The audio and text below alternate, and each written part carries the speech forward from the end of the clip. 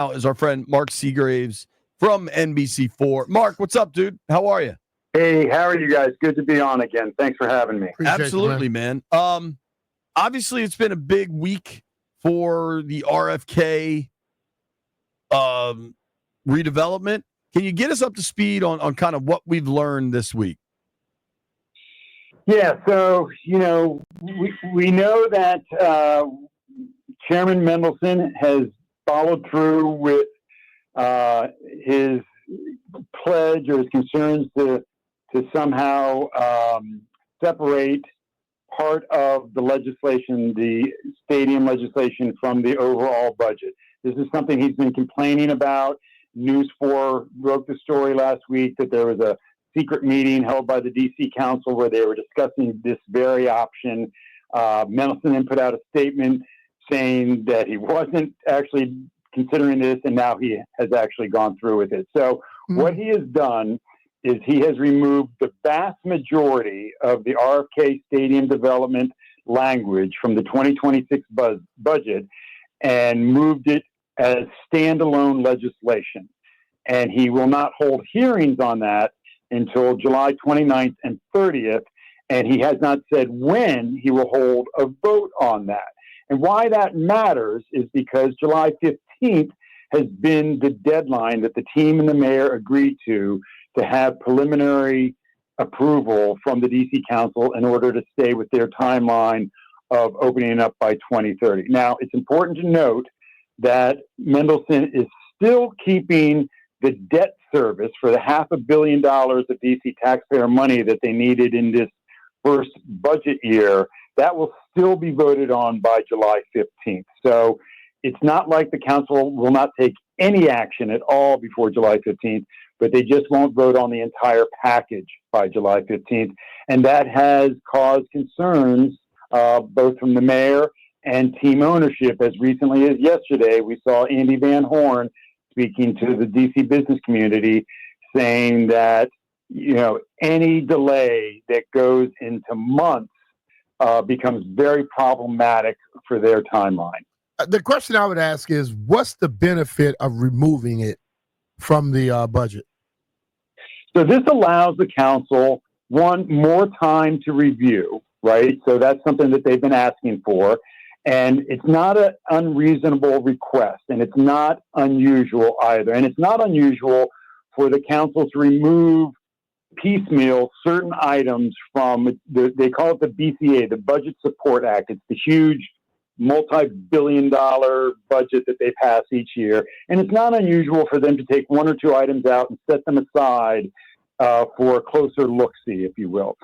And when you're talking about spending $1 billion of DC taxpayer money on what they call the biggest public-private partnership in the history of the city, it does deserve to have its own standalone hearings. And so that's one thing that they'll get. They'll get more time to review it, and they will be able to hold public hearings specific to just the stadium, 2 days of public hearings, which I anticipate you will see hundreds of people signing up to testify. So that's the benefit. That's why they're doing it. The big question is, when will Mendelson call for that final vote or the first vote on the overall legislation? Because after that July 30th hearing, the council goes on vacation until September. Oh, wow. And the team has said, look, days, weeks of delay, these are things we anticipate and we can work around and still keep the ball moving forward.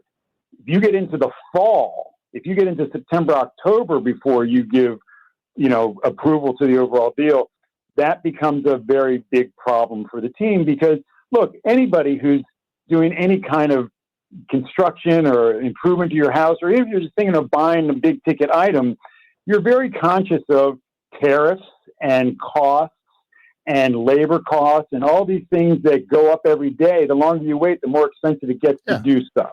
And so this is all kind of what's going through the commanders' heads right now, is that, they want to put shovels in the ground as soon as they can, and they need the council and the mayor and all, the legislation to move forward as quickly as possible to stay on their timeline. This is by no means a deal breaker, though. Well, I understand that the request and taking it out and making it by himself. But how much of that is also politics, man? Where it's like, well, obviously there's a lot of politics. yeah, a lot of feelings are getting in the way. That's all I think is a problem. Right. So here's the thing that kind of underlies all of this. And this is no secret. Mayor Bowser and Chairman Mendelson don't play well in the sandbox together. They don't get along well. And they're at odds on a lot of things. And sometimes this plays out in public.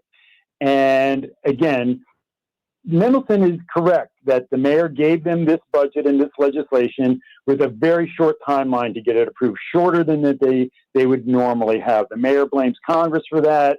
Regardless of who's to blame for it, it is a legitimate concern and complaint from the council that they're not given as much time as they normally would to go over both the budget and this massive deal. And so that's a legitimate gripe. But yeah, politics, look, these people are, half of them are coming up for reelection in the next year or so. Nobody wants to be tagged as the person who killed the deal, was the reason that football doesn't come back to DC. So politics is definitely afoot. And now what you're seeing is all the council members talking about their little, I don't mean that in a dismissive way, but in their specific items that they want to have addressed in this legislation, things that they want to get out of it. You see Robert White just put out a video, the council member Robert White, who has said he wants to run for mayor, is saying for the city. And, if you get into major changes like that, that's going to be problematic. It's just a question of, we want a closer look at the books to make sure this all balances out and your numbers, are based in reality. That's something. If they want a better community benefits package, which has really not been very well defined so far, what the community benefits might be, yeah, that's something, that can be worked around the edges and nobody's going to freak out about.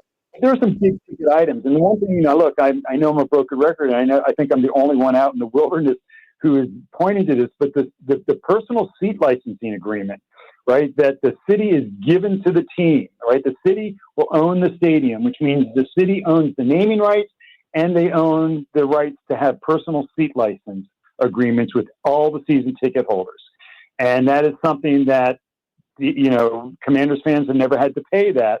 And now they're going to. And by the team's own admission, just the seat licensing alone will raise for the team hundreds of millions of dollars, right? And so when the team says, we're putting up $2 billion for this, well, you're getting several hundred million back as a gift from the city just in this one thing, not to mention the naming rights. And so if the council members start tweaking with that stuff, like the big ticket line items that would impact their revenue, like the revenue from the parking garages, right? That's another gift that the mayor and her deal with the team has given to the team that is going to offset that $2.7 billion loan they're going to have to take out to do the construction.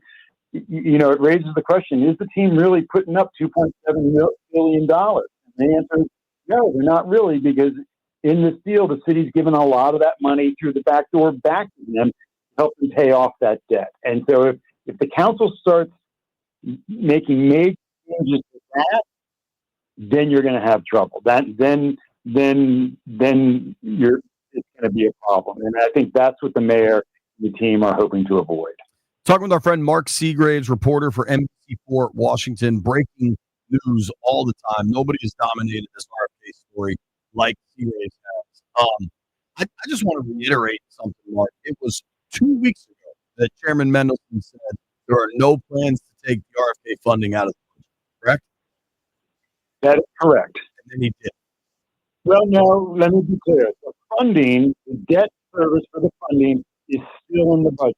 So that is the one thing he has stayed true to. So that will be in. And yeah, look, I ran into Mark Klaus at this now thing the other day, and I asked him straight up, if they pass simply just that funding mechanism, the debt service, is that enough to satisfy your July 15th deadline? And what team officials have been saying is kind of vague. They're happy that part will be in it, but they need, in their words, to keep moving forward. Everything needs to keep moving forward, and you can't slow down the process. And part of the, it's good to have the funding there, but that's not all that needs to be happening, right? There's zoning and there's other legal requirements, other things that they can't, start doing actual planning and excavating and stuff until all of this, not just the funding, all of this is approved